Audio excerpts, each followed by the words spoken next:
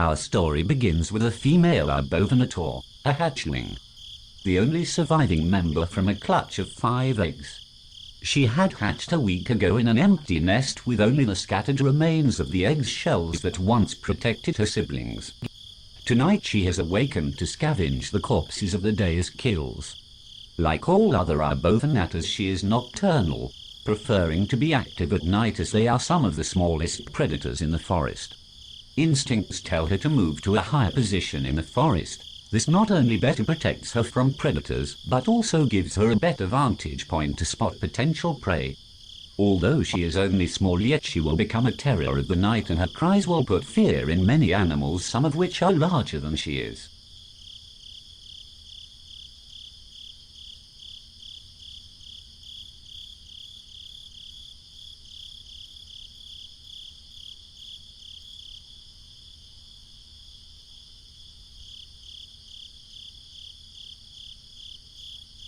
However, the attention span of a youngster doesn't last very long, and she soon begins to run towards the pond for a drink. Unlike many theropods, the Arbovenator walks on its knuckles. This is due to the tail being relatively short compared to the rest of the body. Walking on the knuckles also keeps the claws sharp for other uses such as hunting and climbing trees, something the adults use to protect themselves from other carnivores and to ambush prey. When running, she is able to rear back on her hind legs, allowing her to be faster than if she were to run on all 4 legs.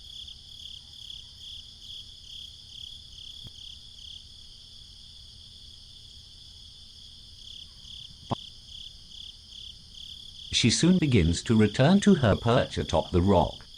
Arbovenators used to be very common within the forest. However, with lowering sea levels, new arrivals had showed up from other continents, such as Allosaurus and Torvosaurus. These large carnivores had begun to compete with the largest native predators, pushing them to feast on the prey that the Arbovenator would normally eat, such as Gymnosaurus and Cetipati.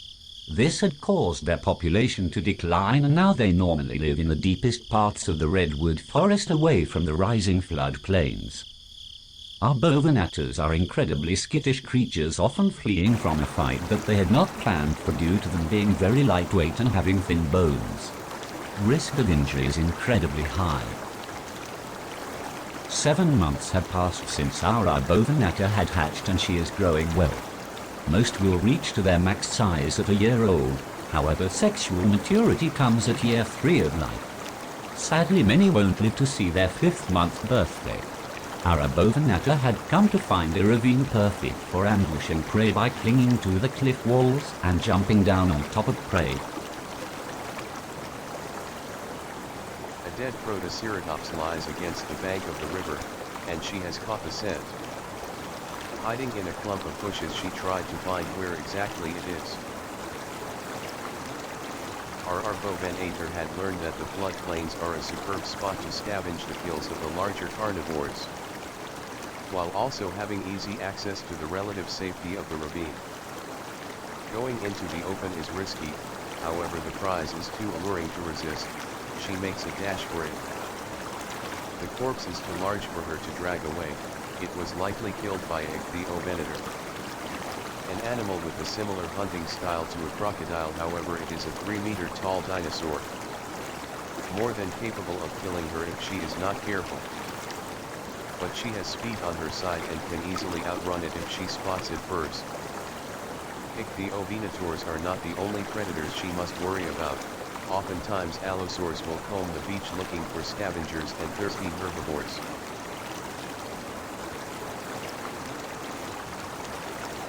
Having taken a large portion of meat, she retreats back to the ravine, where she will easily be able to lose any attacking carnivores in the many cracks and crevasses lining the walls. She is constantly looking for danger.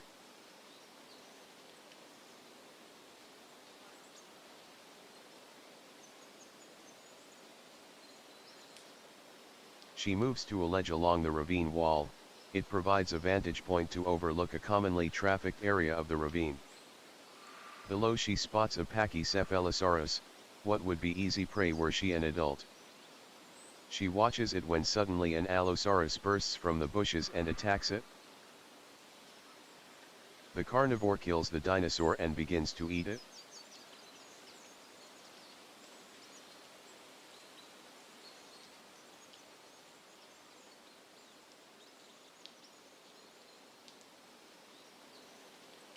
Like many other predators, it starts to drag the kill away to a more secluded area. This is to prevent other animals from stealing the kill from it. Other animals such as our Arbovenator. However, she is not large enough to directly compete with the Allosaurus. She begins to mimic the call of a Torvosaurus, an even larger carnivore, frightening the Allosaurus into dropping the kill and running away. The intelligence of the Arbovenator on full display as it moves in to claim its prize. The body is too large to drag, and the smell of fresh blood will soon attract other predators. The Allosaurus itself will soon likely return to reclaim its kill. She must eat fast and get out of the area.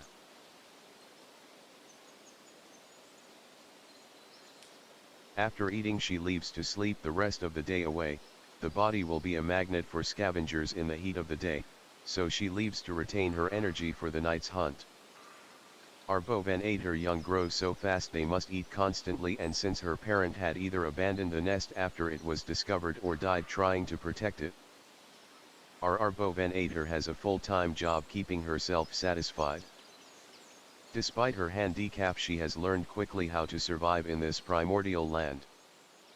Unlike most Arbovenator, she will be active during early morning to scavenge the corpses created by the Allosaurs waking up after a night of sleep. Compared to Arbovenators, Allosaurs have terrible night vision and generally sleep throughout the night. This break in activity is how the Arbovenators are able to cling on to survival. However, others have not been so lucky. A similar animal in predatory habit, the Dilophosaurus, has been unsuccessful in adapting to the new stress of the arrivals. Subsequently, their population had dropped dramatically. Within the next few decades they will be pushed into extinction. Other species such as Ceratosaurus has also lost much of their population due to the Allosaurus. Ceratosaurus is able to directly compete with the Allosaurus unless there is a group, so their future is more secure.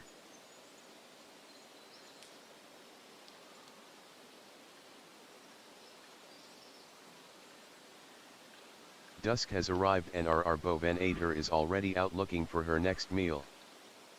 She checks if the corpse is still there. It had been dragged away during the day. She must hunt again. This has recently become easier for her as she is soon reaching max size. Female Arbovenator are larger and stronger built than the males, who are lighter and faster. This extra bulk makes it easier for females to defend the nest, while males are better suited for hunting and bringing back fast-moving prey for the female and the hatchlings. Females are often able to tackle larger prey, a lesson she will learn shortly.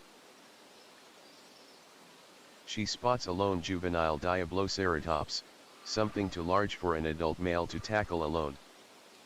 Using the rocks and reeds as cover, she moves into striking range. If she is to be successful, she must bite it behind the frill and deal massive damage to the arteries to then let it bleed out. If she misses, the Diablo could retaliate and gravely wound her. With a swift burst of speed she strikes. She has been injured, however her bite has hit home and the Diablo is bleeding heavily.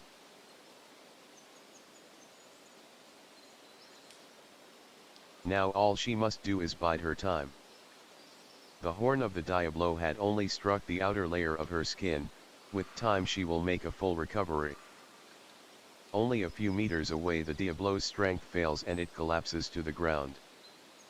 Too injured to retaliate, our Arbovenator has an easy meal. Her wounds are extensive, however they are not fatal.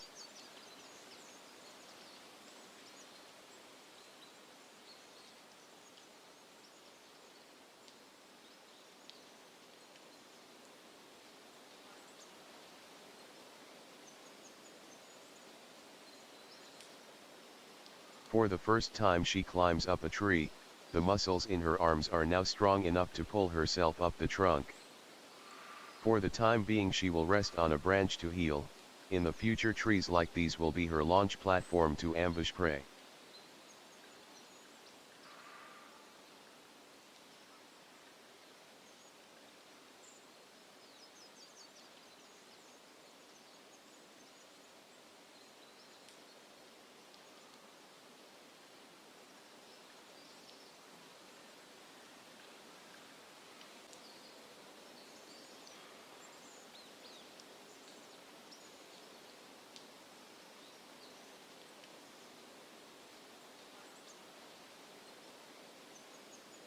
Returning to the carcass later that day, she has fully grown.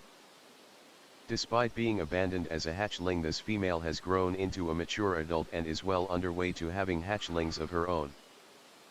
Through instinct and her own intelligence, she has won the game of evolution. This has been the life of an Arbovenator.